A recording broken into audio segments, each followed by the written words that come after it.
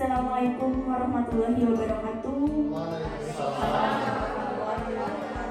Alhamdulillahirabbil alamin wassalatu wassalamu ala asrofil anbiya'i wal mursalin wa ala alihi washabihi ajmain amma ba'du.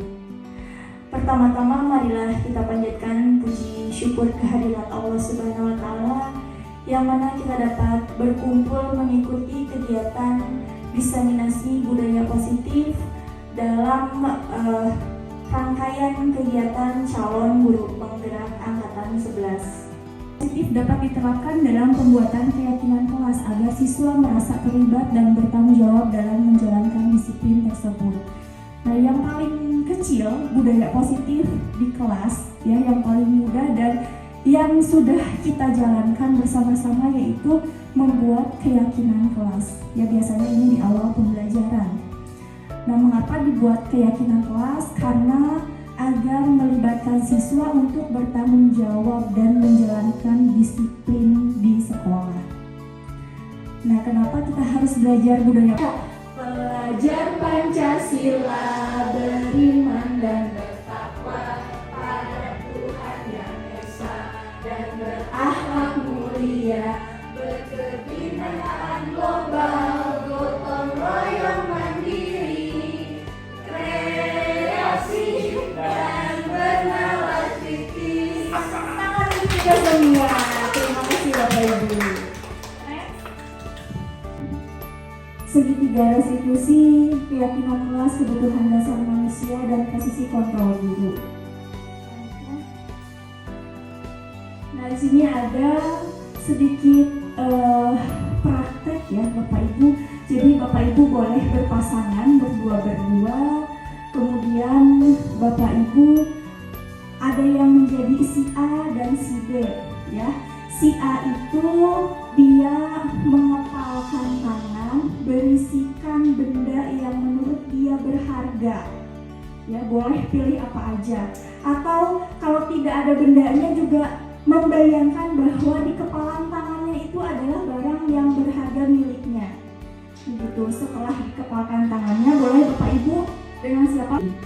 Seseorang yang memiliki disiplin berarti mereka bisa bertanggung jawab terhadap apa yang dilakukannya.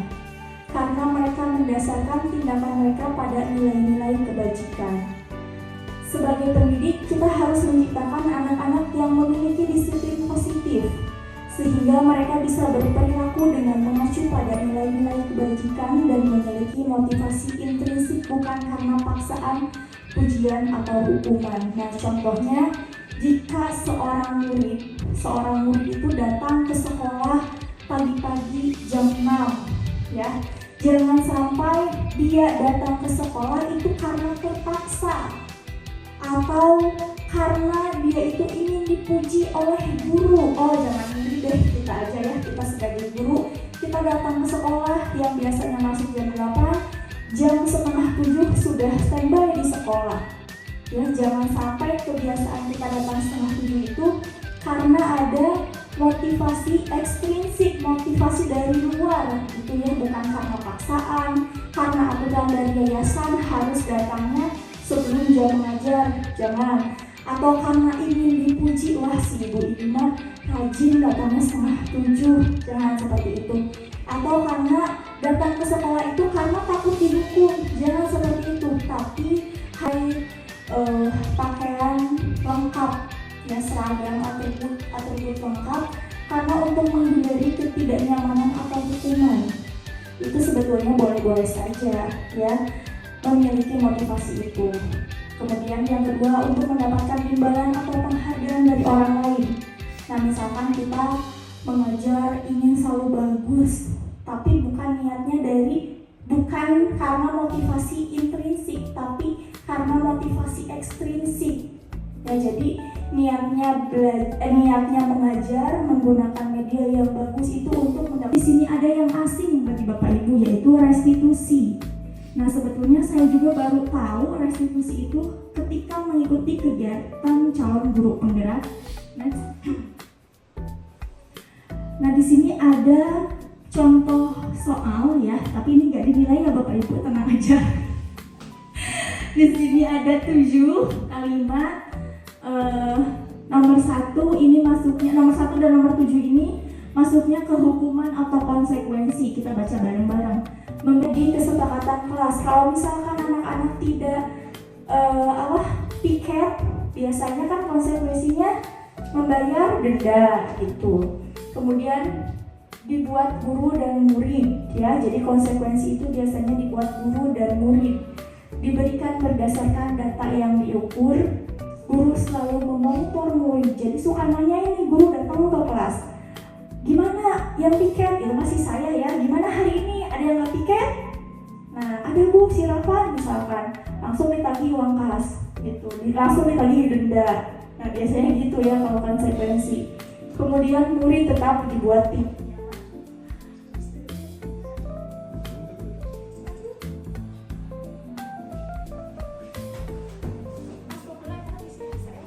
Jadi tidak memaksa murid untuk memiliki karakter tertentu. Kemudian menuntut untuk melihat ke dalam diri. Jadi siswa itu bercermin ya kepada dirinya sendiri tentang apa yang sudah mereka lakukan. Selanjutnya mencari kebutuhan dasar yang mendasari tindakan. Jadi menggali mengapa alasan siswa melakukan suatu kasus gitu atau melakukan suatu permasalahan. Selanjutnya fokus pada karakter bukan tindakan dan menguatkan dan fokus pada solusi. Jadi di sini tidak ada hukuman ya, di restitusi itu hanya mengobrol dari hati ke hati gitu agar siswa bertanggung jawab atas perbuatannya. Di sini ada perbedaan hukuman, konsekuensi, dan restitusi. Contoh kasusnya, siswa sering terlambat sekolah. Kalau di hukuman, guru pasti menghukum siswa tersebut lari berkeliling di lapangan. Ya. Kemudian konsekuensi, siswa tidak diberikan jam fokus belajar, ia terus mengganggu Sabina, teman sebangkunya yang sedang belajar. Quincia mencoret-coret buku milik Sabina karena tidak terima. Quincia pun membalasnya. Sabina tidak mau kalah, ia menarik kerudung Sabina. Sabina tidak mau kalah, ia menarik kerudung Quincia sampai menangis. Rupanya Quincia bersikap seperti itu karena pada jam istirahat Sabina tidak mau diajak jajan bersama. Saat itu wali kelasnya saya sedang pergi ke toilet. Setelah masuk kembali ke ruangan kelas, saya melihat Sabina menangis dan salah seorang murid melaporkan bahwa Quincia yang menyebabkan menangis. Lantas saya meminta Quincia untuk menemui saya sepulang sekolah di ruang perpustakaan. Kemudian saya dan Quincia melakukan tanya jawab menggunakan disiplin positif segitiga restitusi, dengan tujuan dapat menyelesaikan masalah dan menumbuhkan nilai-nilai kebajikan yang diwujudkan dalam perubahan karakter yang menjadi lebih baik. Ini contohnya.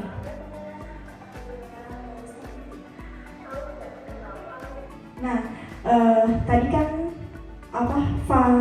menstabilkan identitas ya. Jadi menstabilkan identitas itu bisa dengan sapaan ya, atau halo, hai Quincia, apa kabarnya? Nah, itu salah satu dari menstabilkan identitas. Selanjutnya,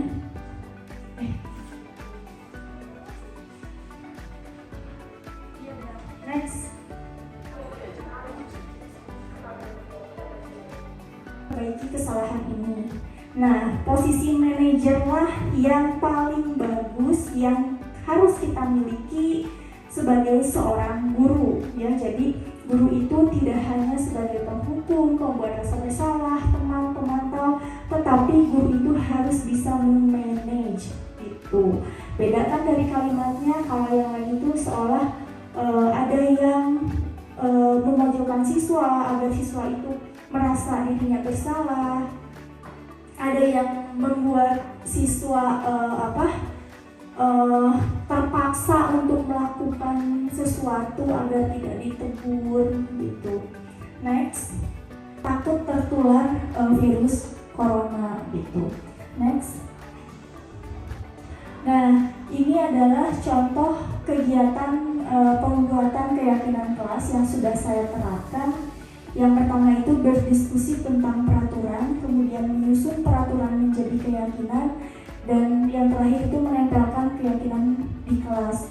Nah, jadi yang pertama itu berdiskusi tentang kesepakatan kelas dulu ya. Sebelum dibuat keyakinan kelas, saya membuat kesepakatan kelas.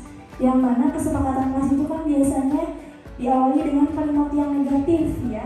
Sedangkan keyakinan kelas itu tidak menggunakan kalimat negatif, tapi menggunakan kalimat positif. Contohnya tadi di restitusi segitiga yang tadi, saya sebelum belajar tentang budaya positif keyakinan kelas, saya menanyakan kepada Quinsa, kamu masih ingat nggak kesepakatan kelas apa yang sudah kita buat gitu? Ternyata harusnya keyakinan kelas apa yang sudah kita buat begitu. Nah, setelah setelah saya tadi menjelaskan tentang budaya positif, barangkali Bapak Ibu memiliki pertanyaan atau sanggahan ataupun kritik dan saran, boleh silakan Bapak Ibu. Ya, Pak Fahmi. Bertanya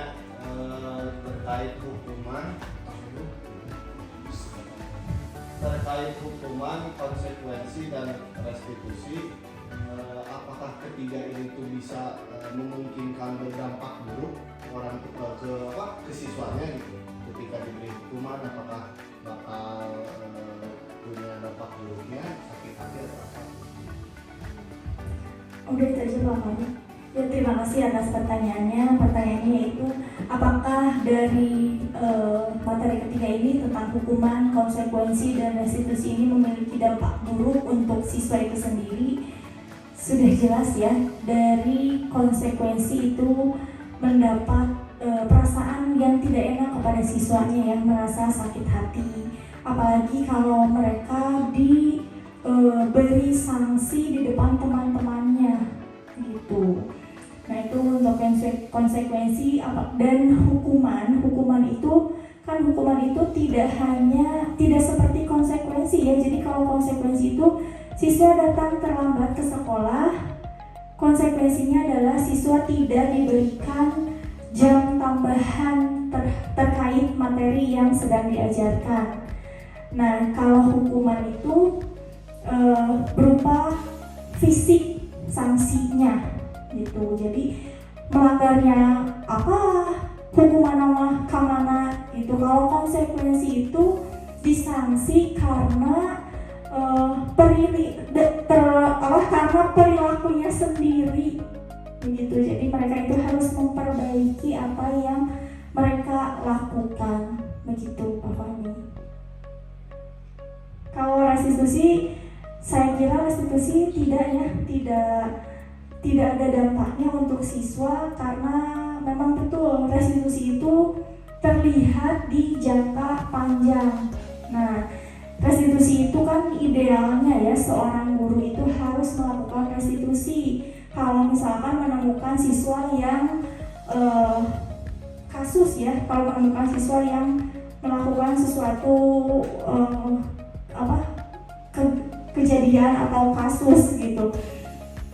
Nah, dan yang paling penting ya, yang harus dimiliki seorang guru agar restitusi ini berjalan sesuai dengan yang diharapkan, agar siswa itu dapat sadar apa yang telah mereka perbuat, agar siswa itu tidak melakukan kesalahan lagi. Nah, disinilah pentingnya seorang guru penggerak harus memiliki 5 nilai tadi. Yang pertama, kolaboratif. Nah, artinya seorang guru penggerak itu harus mampu berkolaborasi dengan tidak hanya sesama guru, tetapi dengan semua warga sekolah, termasuk dengan komite sekolah. Jadi seorang guru penggerak harus mampu berkolaborasi. Kemudian di perannya juga seorang guru penggerak itu harus menjadi pemimpin pembelajaran dan harus menumbuhkan siswa agar menjadi pemimpin pembelajaran. Ya, di situ jadi pentingnya seorang guru memiliki nilai dan peran agar restitusi itu berjalan sesuai dengan apa yang kita